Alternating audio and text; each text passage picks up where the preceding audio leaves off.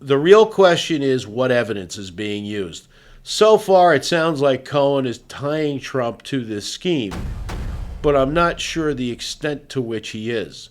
The real question, that's a $64,000 question, aside from was this done, is have they presented enough to show that Trump knew of it and authorized it, and then they have some collateral evidence that seems to show that he did it for the purpose of making sure voters did not see it because it would affect him in the election. Hi, viewers. Dave Epstein here from the Post Pollock Law Firm. Here to talk about this week's topic. Is a topic I've been asked a lot of questions about. This it's a sort of a cocktail party type of inquiry, and who else could it possibly involve but Donald Trump and his trial in New York City, which anybody, unless you've been in a cave, you've been following it. So let me tell you, you want to know what's lately going on and what I see happening. The key right now, it seems to be, is Michael Cohen. This was the president's former attorney. We heard all about him. We've been hearing about him for years. We know he went to jail, apparently for this very same scheme.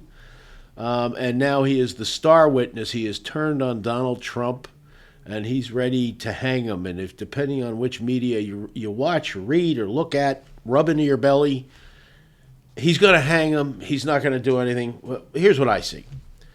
You have a guy, they're going to impeach him and say he's a convicted felon, that he may have done some dirty things on his own, which he apparently did. But what I'm hearing from the trial are a few things. Number one, it appears that the whole way of paying him back, meaning hiding this from the normal books so that nobody would know that he's really paying off a porn star to keep quiet. How do we get there? And what do we have? It sounds like the elaborate scheme on his repayment came from him. I think that's what the testimony was that I heard yesterday. Not the best situation to be in when you're presenting the case, I think. But then again, there's an old phrase, and I always forget how they like to say it. Prosecutors sometimes have to make a deal with the devil to get Satan. So they're figuring we have to work with this guy and show why he's not lying about this, so on and so forth. But I always get into the nitty gritty of it, and you get there because you know how this works in an actual court of law. We've been hearing for months, he'll say this one said that. There are rules of evidence that are at play, and hopefully the judge is following them all. And what they really need to do is tie Trump right to those decisions that he knew what was happening here, that he knew that there was a payment being made from Cohen to this woman to keep her quiet, to stop her from saying anything. He denies that he was ever with her. I won't even go into the fiasco that happened when she was on the stand for both sides. I mean, it was just... It was an abomination of the American justice system to have either one of them, because it was obvious what had happened. But you have these principles about evidence. Now, I have not, unless I'm missing something, heard Cohen say, Trump said, we'll pay you back, pay her off, we'll pay you back, and this is how we will hide the money. So, and of course, I've said this before, you also have to show, to get him on anything but a misdemeanor, you have to show he did it to keep it from voters to influence the election. So I've not heard much by way of Cohen saying Donald Trump told me to do this, or I said I'm going to do that. He said, okay, I'll repay you this way.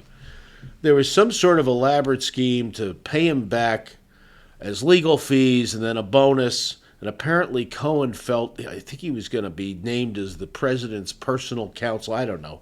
But Cohen was doing this for his own advancement, just as much as he was trying to help his client. Although they debate whether he was the attorney and it was an attorney-client relationship.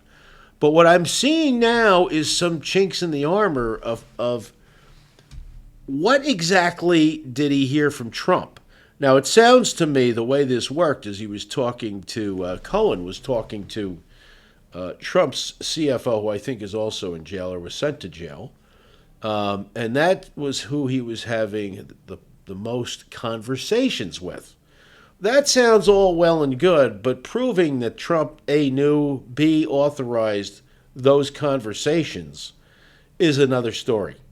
And I don't know how this is going to play out. I'm sure they're objecting like crazy to any mention of a conversation with somebody who is not on trial and attributing it to that person. Now, this guy was the agent or representative of Trump, so it could be that that's how they're getting it into evidence. I haven't been going to court to hear this. But I see that right now is the focus of the trial. What's going to happen? What does everybody think of Cohen's testimony? It really comes down to, like every other case, how diligent the judge is on making sure that whatever evidence goes in, it's evidence that is admissible and allowable, and that nothing is allowed in that shouldn't have, because what ends up happening is you end up with a mistrial or a reversal on appeal. You cannot have that. I think from what I'm hearing about this jury, they're attentive, they're listening. I think they can see through some of the things that are happening. But the real question is what evidence is being used. So far, it sounds like Cohen is tying Trump to this scheme, but I'm not sure the extent to which he is.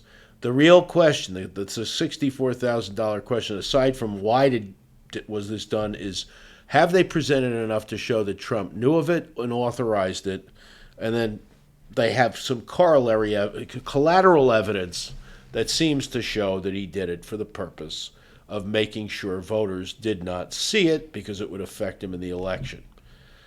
All that said, what this all shows, once again, is that when you sit and watch media coverage and you formulate your views and, Cohen's going to get in there and kill him. It's Cohen's revenge now. Stormy's going to get her revenge. Or if you're a Trump fan, you say, now we're going to prove all these people are liars and this and that. When it comes down to the courtroom, the things that maybe Trump says are nonsense turn out not to be. And on the flip side, the things that Trump haters say, we're going to see this and that, may not actually happen. It may not be that easy. I look at this almost like a mob trial where the top guy is dealing in many respects through one or two layers of people below him, which in RICO cases and other cases like that, racketeering cases, maybe you can tie it to him. But I don't think this is quite so easy to do that. And I think people will give deference that he was the president of the United States, and presidents tend to work through different people. But from what I've heard, the slam dunk that some people thought was there may not be the slam dunk. Do I believe Cohen? I won't say one way or another. I can say this. I think he's not a fan of Donald Trump. I think also that to some extent he was thrown under the bus when this whole thing came out and a lot of other things. At the same time, he was pretty eager to be Donald Trump's attack dog and going after people, and did some pretty rotten things when he was practicing law and operating for this man. And at the same time, now he's done his time. You could say he does not have any incentive to come in and lie. I can see incentive. On the other hand, the question is going to come down to documents, recorded phone conversations, and anything that can be traced to Donald Trump directly.